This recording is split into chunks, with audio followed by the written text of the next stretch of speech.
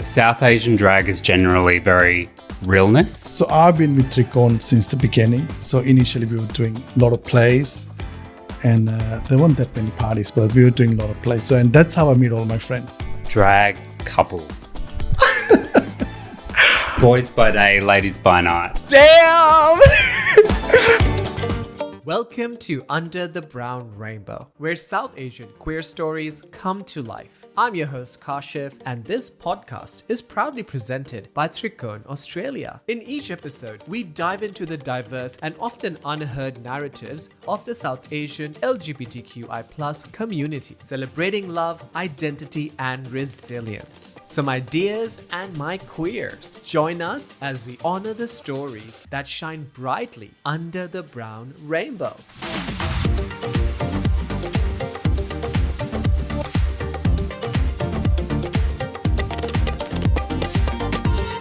I am so excited to be doing this podcast episode, by the way, because it's going to be one of my favorite episodes ever, you know?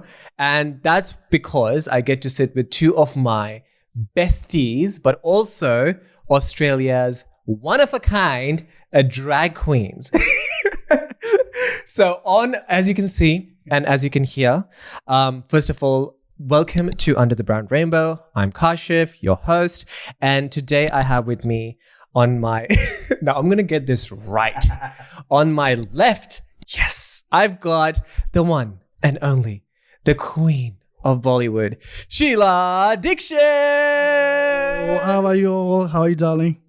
I am perfectly fine. Thank you so much. You look amazing, as you can see. Oh, you're giving, you know what? Right now, you're giving Hum Pe Ye Kisne Hara Rang Dala. Oh, of course, yes. That was inspiration. Now, on my right here, I've got naughty and nice, the one and only, dressed from head to toe in pink, Dolly Partman. Woo! Fabulous to be here, darling. Been waiting my whole life for this moment. I was so sure about this that, you know, once Dolly starts saying anything, I'm going to start laughing. And exactly that's going to happen. All right. Now, first of all, I'm so glad that we're doing this episode because we've been planning this for a long time. And, you know, the idea of just having a couple of drag queens on the show. Fabulous couple. Oh, the one of a kind. The one of a kind couple. I say couple because you two are a couple and you two are drag. Drag couple. Boys by day, ladies by night. Damn! Now that is going to be the podcast and that's the tea. That's the tea, y'all. This is it. Title of the podcast. Mass by day, femme by night. I actually like that one. I love that one. So my question first goes out to, I'll start with you, Sheila. And this is a question going out, how did you discover Sheila? And how did Sheila came to be introduced to this world? Yeah, it's a long journey. It's an interesting journey. I came here 25 years ago or something. Mm-hmm. And like all gay boys, all want to be this fabulous woman, right? And the story goes that I met my best friend in where all Sydney gay boys used to go back in the days, 357 Sona. And it was from Bangladesh. And and then as we started hanging out, I realized I discovered that there were so many bunch of friends from Bangladesh and India. This is 20 or so years ago. Were doing drag. And they were doing drag on the weekend. And then they used to go to taxi club and hang out there. And that was their safe place. That's where they can go and be seen and be safe. Like they couldn't go to Oxford Street that way like a Colombian or whatever. But they used to go to taxi club because that's where they feel safe. So I started hanging out with them. And then they put me in a drag one year. And ever since I just didn't leave. I thought I found my calling. Wow. That sounds quite a story. And I think that journey of making it a safe place, I feel that's where drag really, you know, comes down to making a safe space. And now my question is to Dolly. How did Dolly Partman gave the world a chance to witness this iconicness? So I think as many a Sydney gay, Dolly was birthed in Mardi Gras about 15 years ago. I got put together. Sheila helped with my makeup. I looked absolutely terrible. However, I, as a man, which I sometimes am about 6'2". So in all the geesh, I'm about 7 foot tall. So no matter what, I'm going to get attention wherever I go. Sometimes inappropriate attention I got in drag. And from there, she's grown, she's developed, she's gotten bigger, and here she is. She has gone bigger. I mean, you can tell. It's really hard to fit the frame. My eyes are up here. Oh my God. Okay. Now, so that's the journey. All right. And I really like the fact that, you both had your calling. And once it happened, you knew that this was it. My question now is that how did you both meet? And how did you both know that you found your person? So we met at our little old place called The Midnight Shift. For those people playing at home, is now called Universal. Under the disco, I would say. Under the disco. Really? It was literally under the disco. So we made a gaze through the dance floor. We were dancing, looking at each other. Then we walked off to the bathroom and Sheila said to me, "You're too drunk for tonight. Give me your number and I'll call you tomorrow." And that's where the romance began. Wow. So Sheila made the first attempt? Well, thing is, yes, because as Dolly said, like we were looking at each other from distance. And all I could see is this gorgeous, beautiful blue eyes. In the darkness, all I could see her blue eyes. And I was like, oh my God, that is really stunning, beautiful boy. He was a boy then. He's still a boy. He's still a boy. That's still it. Let's not change that. Yeah, at the moment. like this gorgeous, beautiful boy. So yeah, I usually very shy. So I didn't have courage, but I don't know what happened that night. That he went to the bathroom and he came back and he was very drunk. So yeah, I just say, yeah, you look very drunk tonight, but how about give me your number and call tomorrow or something, yeah. Even when she's really drunk, she's still a catch. Now, the fact that I actually know Sheila for about a year and a half now, coming to 2 now, amazing 2 years. And I know that Sheila is such an introvert. I am very introvert, yes. And so maybe love made you go, oh girl, this is it. It's the time to be an extrovert. There could be. Maybe just one moment in time that I needed to be. And I did. And I'm so glad I did. Now, what do you have to say about that, Dolly? The rest is history. No, I think the balance of introvert, extrovert works very well together. Yeah. We kind of balance each other out, have our good qualities, which all comes together to make the perfect couple. The one and only couple. Like, I don't know much drag couples out there, to be honest, who are, doing drag together. And I think that's my second question as well, the intimidation. Now, I know for a fact that when you are a bit, what is that? A bit over the top, extra, as we call it, or too gay, or too fabulously gay, people do get intimidated. Now, you are here both looking amazing, gorgeous, drop dead gorgeous, by the way. The colors are coloring. The drag is dragging. The tatas are tataing. So, is there any intimidation between you two when it comes to being drag and being out there and being, who's getting what? I mean, how does that work? Sheila is a very creative person. I think she gets into drag for the creativity of it. She loves creating an outfit, creating a look, all the creative part of it. I personally like the attention. I like the applause. Being very humble right now here. So together, my qualities of being a bit more out there, her qualities of being a bit more demure. Together, we balance each other out. She's very creative. I'm very uncreative. And then we inspire each other that way. So I think together, our skills and our strengths are a good balance for each other. She's my muse. Is that the word? The muse. Yeah, like she's my muse. Like she gives me inspiration. And yeah, I'll create some looks. Yeah. Starstruck, but also a bit emotional because this is just a love story that you guys are witnessing out there. Yeah. And what is that? A tale? What is that? Two titties. Titties now.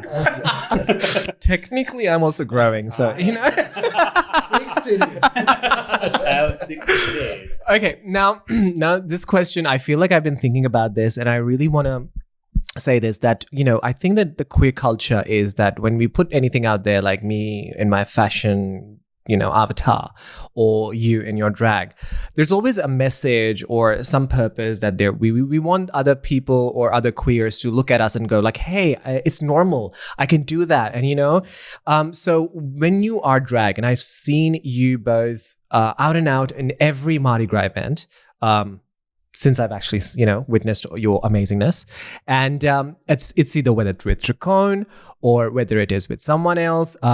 So what does it mean when you are so representing drag? And how does that, you know, what is that purpose that you're wanting to capture through putting yourself out there and showing the world that, hey, if we can do it, you can do it too. So what's the story there? Well, for me, I think in my normal life, I work a normal corporate job. I've got a very kind of boring life outside of that. When Dolly comes out, it's like a total sense of escapism. And I think it's just for me that, like, no matter what you're doing, you know, you can always be fabulous. You can always go out there and you can always have fun. And that's kind of the message that I would want to put out there. What about you, Sheila? Same. Like I do normal, like very non-creative job.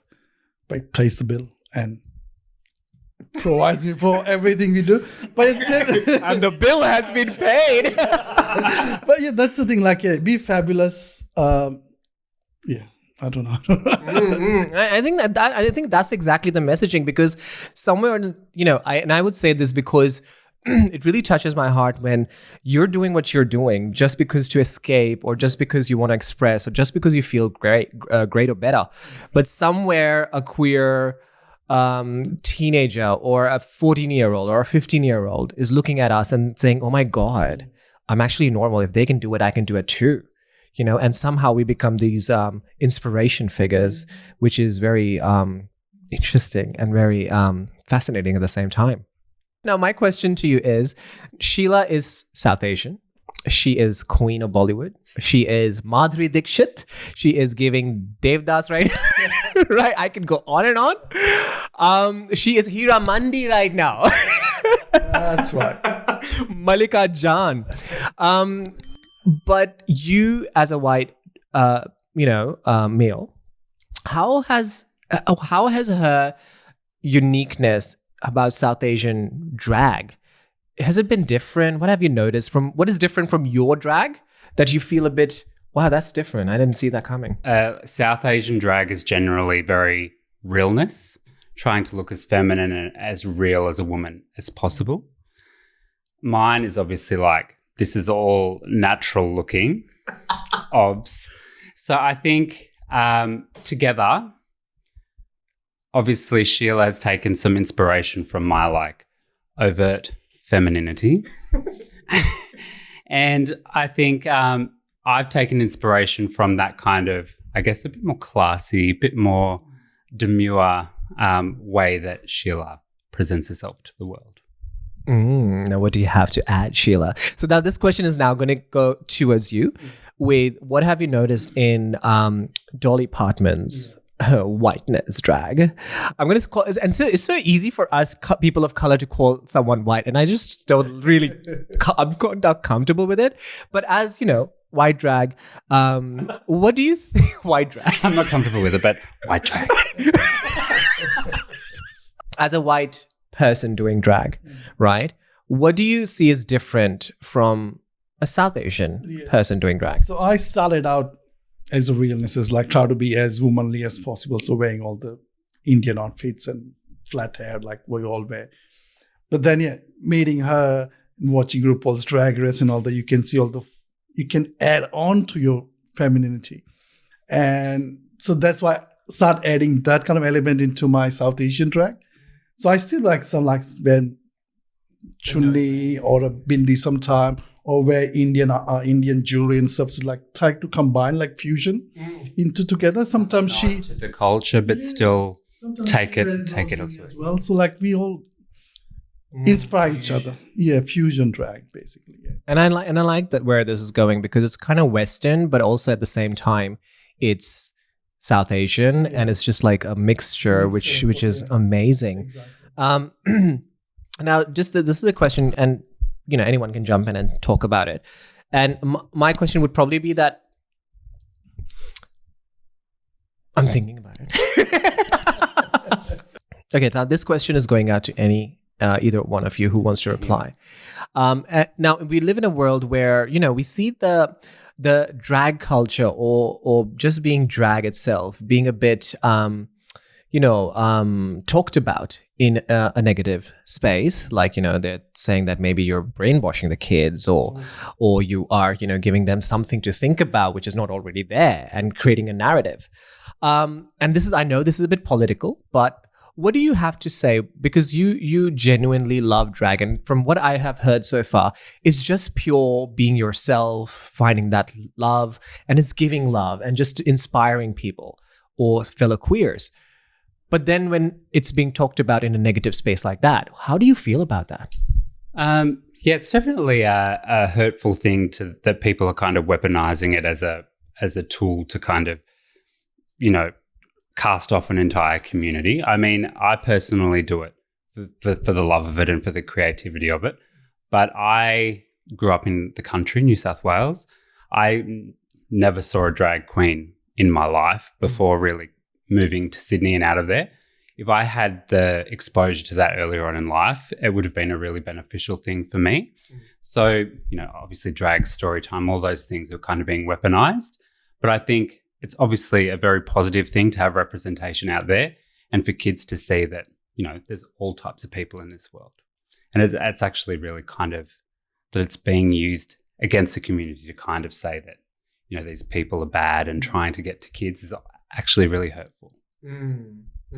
What do you have to say, Sheila? This is my theory, but I think people who are against this, they're like closet homophobic. they're all closet cases. And because they can't be fabulous, they just want to be against us. That's my theory. And I don't know. Yeah.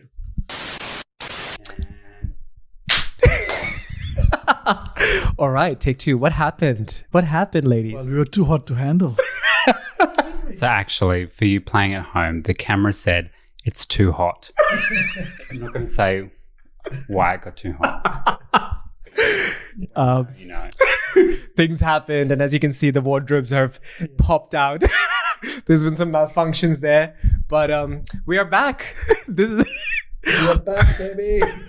So I want to start by saying that I'm enjoying this podcast so much, this episode, because first of all, I get to hang out with you both a bit longer in drag, because usually you dress up and then you vanish away. So let's start from there. What happens? So once you dress in drag, how long does it take? And how long can you stay in drag?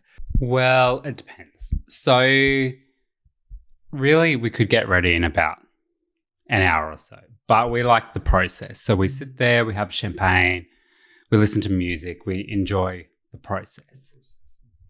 How long we stay in there? That's quite a complex question. So Mardi Gras this year, we stayed in there for approximately 20 or so hours because we stayed out all night. It's a very uncomfortable thing. Depends how you prepare and what you're wearing is how long you can stay out, would be my answer to that question.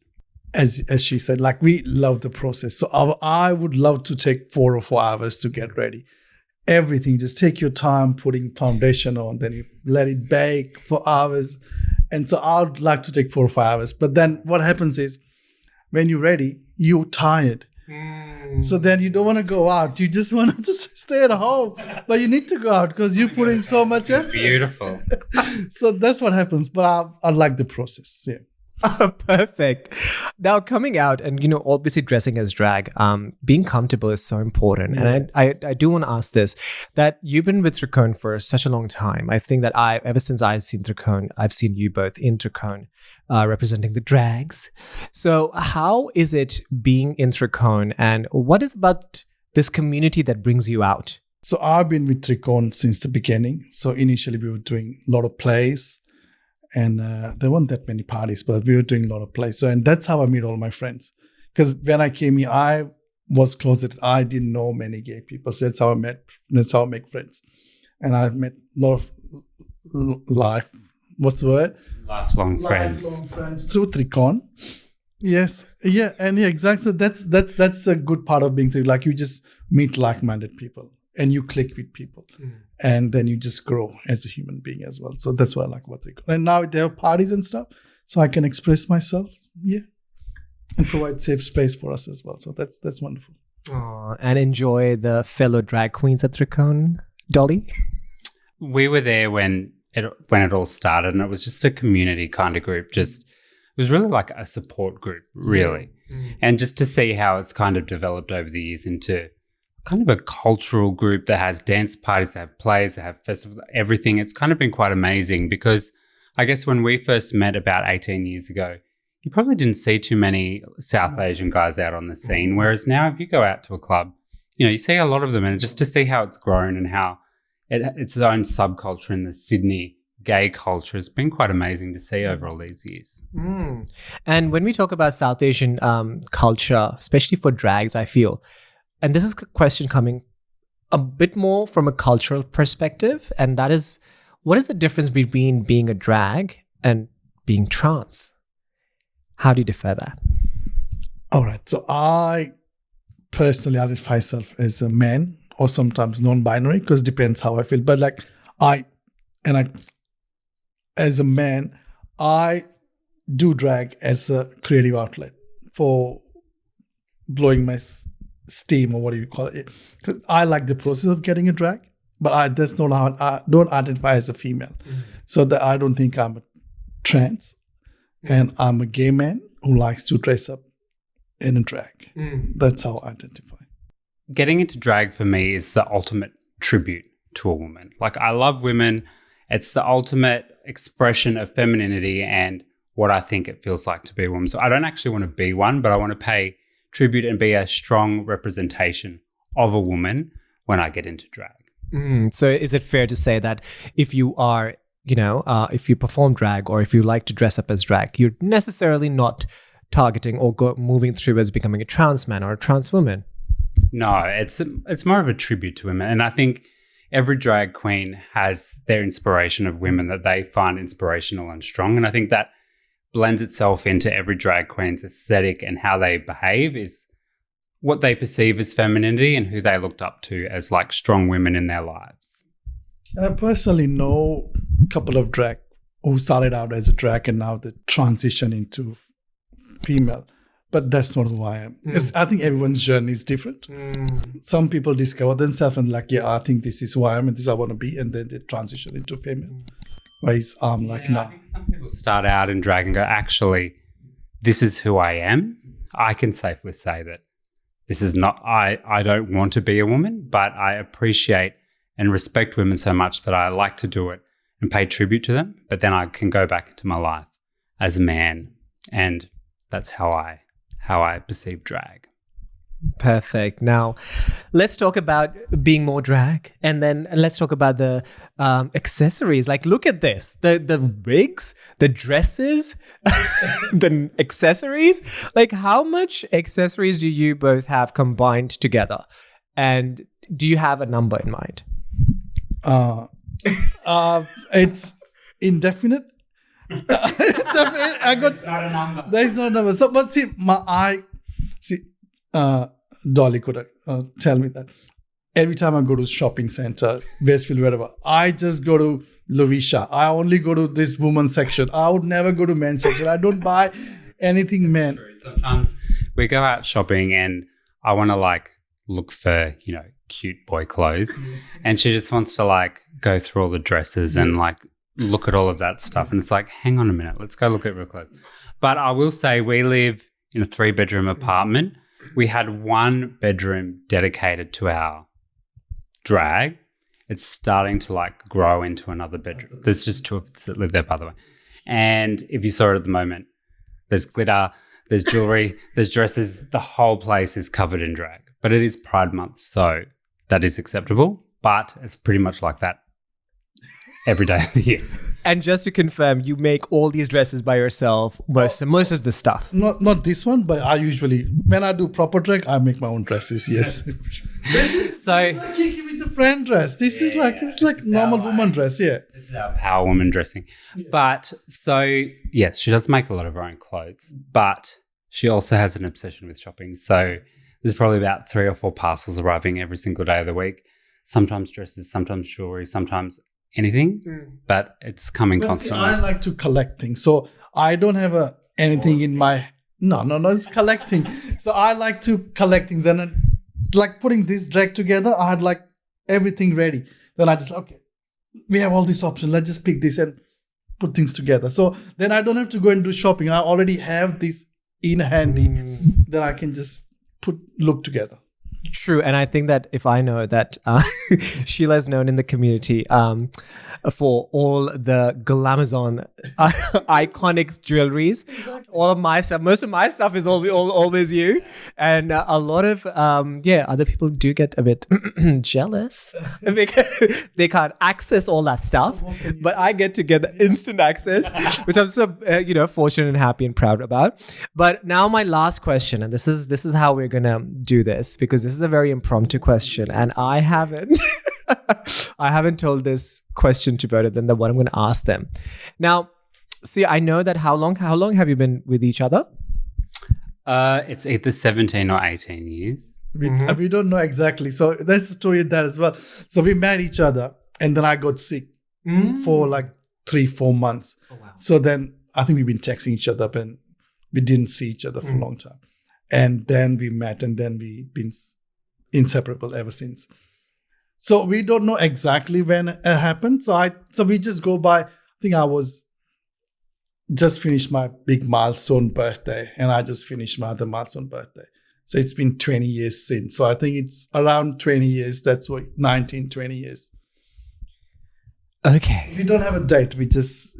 Well, this definitely sets the perfect plot for me to ask me my next question. So in these 20 years, being a couple, a strong couple, a couple who is drag, who is out there, what is that one thing you want to say to each other that you haven't shared that much, or you don't often say that, get to say that?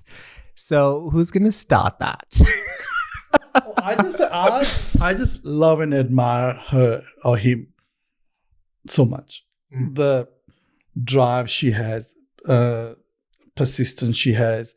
She's very driven. She's very passionate of what she does. So I'm in awe of her. Like every single day, I just love her more and more. Yeah. Top that, Dolly. Top. Well, I would say I think he is very, acknowledged and respected for her compassion and the way she treats her friends and how she puts other people before herself. I don't always do that, by the way. And I think that's a very admirable characteristic, which I appreciate. And I think all the friends, all the people in the community actually respect her a lot for how compassionate and sharing she is with everybody. I agree. I mean, I call her my Jennifer Coolidge. My South Asian. Gonna kill me. Oh my God. Sheila wears the best kaftans at almost, you have to see it. One day, we are going to do a podcast or something with the kaftans. Party. That energy is unbelievable. Kaftan party. Is that in the works or not? We'll have to find out. All right. Well, thank you so much, Queens, for joining me today. You. It was Pleasure. Thank you so much. Yeah, it was lovely. It was lovely. And I feel like I do want to say that, we have been sitting here and doing this podcast, brainstorming these questions. Now I can smile. I was so nervous. Hey, oh my God, how do you feel after this? And this is, by the way, Sheila's first ever exclusive interview. Yeah, that's true. Yeah, I was nervous. And now how do you feel? I'm smiling. And was this your first interview? Well, yeah, it was. I Wow. wasn't that nervous. Though. Did I just pop the cherry? Yeah, I'm fully popped. All right, queens. So what is next for Sheila and Dolly, and how can the world get more of your existence in their life, in their daily life, which AKA is known as social media? So you can catch me on Instagram and TikTok at Dolly Partman. I don't have a Facebook, but nobody's there anymore. Anyway, what's next for me? I think, I'm just loving, particularly being Pride Month. There's a lot of, gayness in the air. I'm just happy to keep on going, sharing my joy with the world. Well, I'm old school, so only have Facebook. I don't have a TikTok. We only talk about Facebook Messenger. Trust, nobody's on there. Well, I'm on there. So I think mine is Sheila Dickshit on Facebook. I think it's open profile, just find me up. As she said, it's a Pride Month, so you just spread joy and love. Yeah. Mm. And why just Pride Month? Go above and beyond. Exactly. No, every month should be Pride Month. Yes. Every month should be Pride Month. And that's the message I feel like we're going to probably give from this episode. Be fabulous every single day. Yeah. Yes! Yes. Like whatever they said, be fabulous, be amazing. Be yourself. Express yourself however you want. Don't care what people think. Life is a very short experience. You've got to make the most of it while you can and not worry about what other people think about you. Oh my God. Sheila and Dolly, thank you so much for finally doing this with me. And I'm so happy that I'm the first to witness this amazingness through this podcast, through this video, and make the world, showcase your awesome talent, but also your awesome existence. I think the community is proud of you. The community is proud and thankful and grateful to have both of you. And I'm really glad that I got to sit with you under the brown rainbow and have a chit chat like this. So thank you so much. It's been amazing. Thank you. Thank you, darling. And that's a wrap. And cut.